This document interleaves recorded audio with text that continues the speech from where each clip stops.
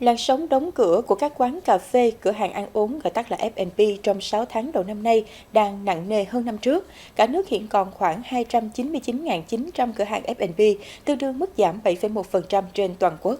Riêng Hà Nội và thành phố Hồ Chí Minh giảm trên 11%, cho thấy sự khốc liệt trong kinh doanh ẩm thực ở hai siêu đô thị này.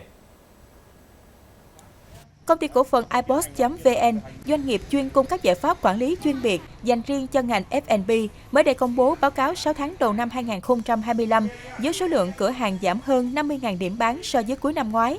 Hiện tượng mở nhanh, đóng nhanh, học nhanh lan rộng ở lớp cửa hàng nhỏ. Nhiều mô hình thử nghiệm 2 đến 3 tháng rồi rút lui vì thiếu năng lực tài chính hoặc chưa thấy tiềm năng từ thị trường, đặc biệt là các mô hình cửa hàng nhỏ bùng nổ trong thời gian qua.